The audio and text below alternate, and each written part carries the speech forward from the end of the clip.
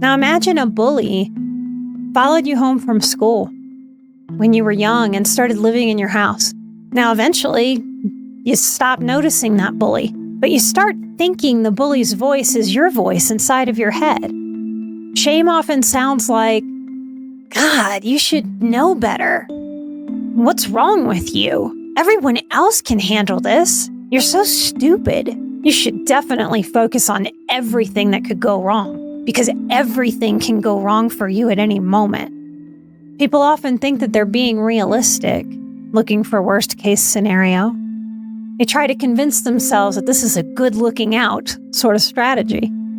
They're actually repeating an old shaming voice, maybe an old bullying voice that at some point became their own.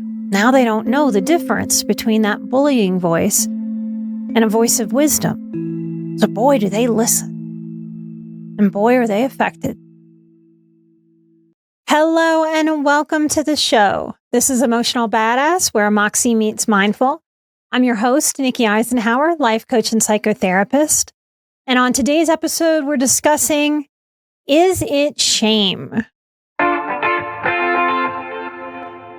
Shame is a huge player in the lives of highly sensitive people, and many don't even know it. Today starts a bit of a shame series here on the public feed and in the exclusive Patreon episode for June. If you've had a lot of anxiety, hypervigilance, survival mode, and malaise that seems beyond the work you've done to have peace, integration, and a quiet, present mind, please consider listening to all of these episodes on shame. It's a very big topic, and I don't know that I've done it justice on the show so far. I hope this episode helps shine light exactly where you need to come out of the shadows of shame. One reason shame is so sneaky is that it rarely walks into the room and introduces itself. Fear feels like fear. Anger feels like anger. Makes sense to us. Sadness feels sad. But shame often disguises itself as something else. Here are 10 different ways to explore shame and your relationship to it, if shame is present. I would love to hear from you as a comment on our Patreon under the post for this episode. Every little bit of comment or genuine feedback really helps me fine-tune my work and craft more episodes, and you can be a part of that. I'm so grateful you're here, growing in this world with me. Here's the first example I have for you. The dirty window. Now imagine your house has a dirty window. You don't know the window is dirty, so you think the whole world looks gray. Shame is the dirty window. And if we're looking through such a window, we're going to think the world is unsafe. Seems kind of gross and grimy out there. Everyone is judging me. I can't do anything right.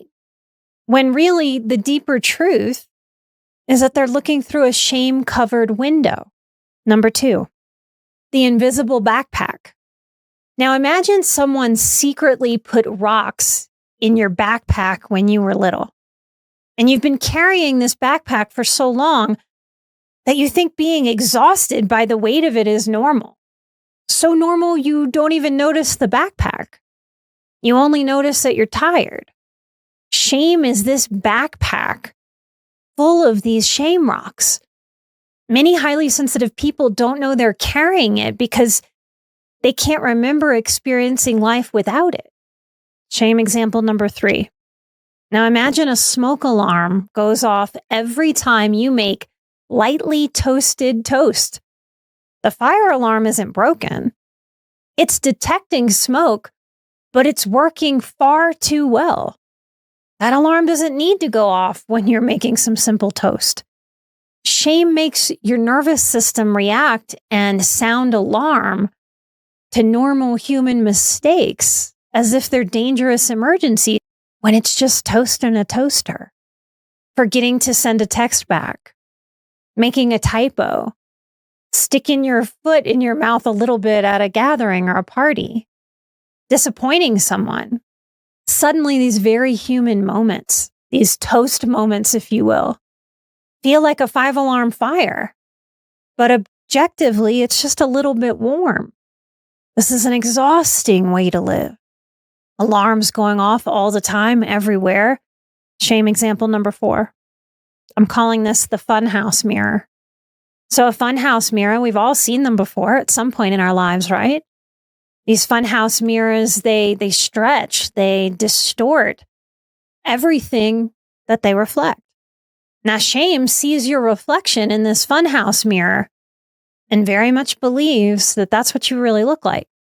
Shame distorts reality. So a simple mistake becomes, I'm a huge failure.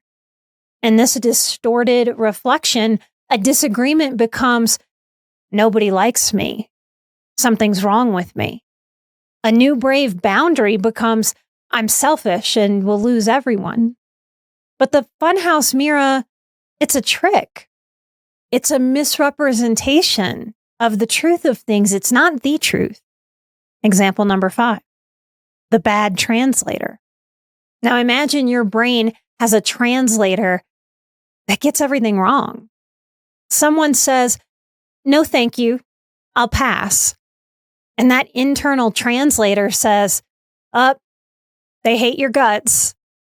Someone looks distracted while you're speaking to them. That internal shame translator says, you've pissed them off. They're angry. Shame is a terrible, terrible translator. Example number 6. Imagine trying to fill a bucket with water, but there are holes in the bottom, along the sides.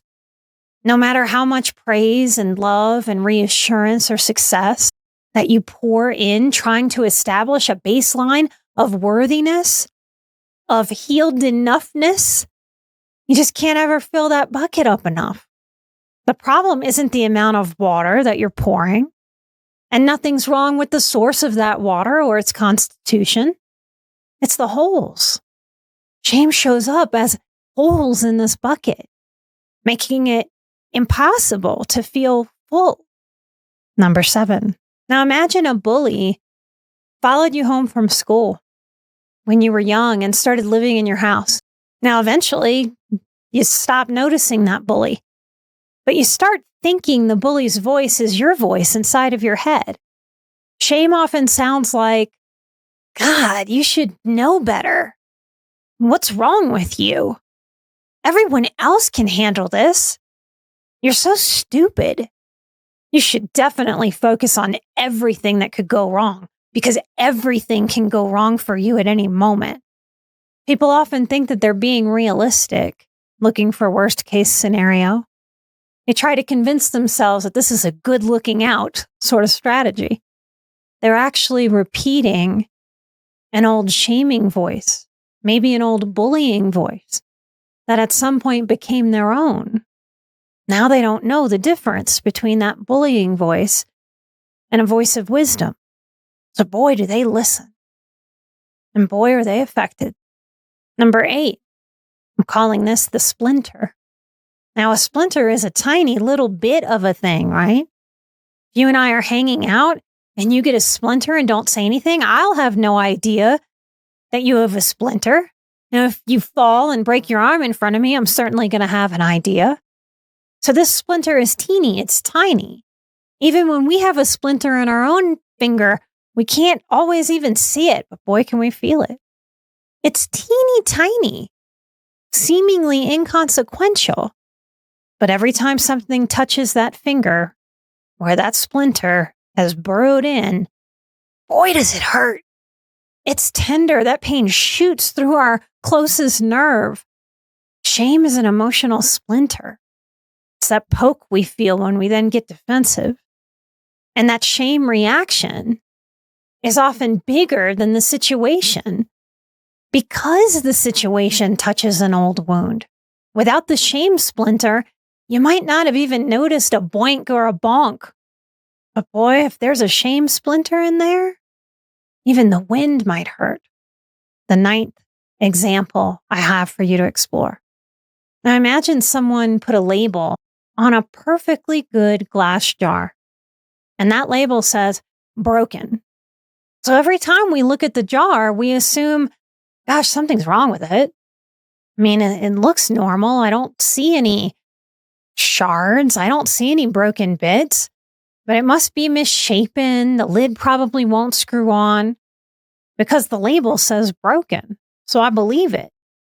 But in fact, the jar isn't broken. The jar is a totally normal and functional jar. This is a fine jar. The label's wrong. Many sensitive people spend decades trying to fix themselves when the real problem is a false label that shame stuck on them, and they continue to accept as truth. But what if the label was always a mistake, a mishap, incorrect from the moment that label was created? The 10th and final example I have for you today, as we try to explore and put words to shame, to what is the process of it? How do we wind up having such a relationship with shame? How do we start to know what is shame and what isn't? This last example I have for you is one you'll likely know well, one you might have even used before. The foundation of a house. Now imagine a house built on soggy, swampy ground. Now the doors stick in this house, windows crack, floors tilt, door frames sag and change shape. And you, trying to be a good steward of this house, you keep repairing doors and windows and door frames and window frames and leveling floors. Nothing seems to stay fixed because the problem isn't the doors. It's not the windows. It's not the frames. It's the very foundation. Highly sensitive people often try to fix people pleasing. They try to fix perfectionism. They try to fix overthinking and anxiety and the difficulty and struggle that we think of as boundaries work. But those are the crooked doors and the cracked windows. And they certainly do and will need some attention and some maintenance. Maybe some old-fashioned fixing and elbow grease. But shame is often the swampy foundation underneath it all. What makes shame especially difficult for highly sensitive people to figure out is this. Sensitive people, we're exceptionally good at noticing what's happening around us.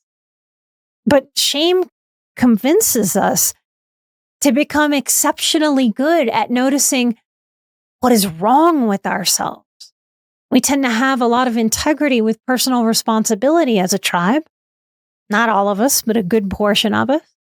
And when responsibility tangos with shame, we use our gift, our skill, our observational noticing abilities to skew what we're looking at, what we're seeing.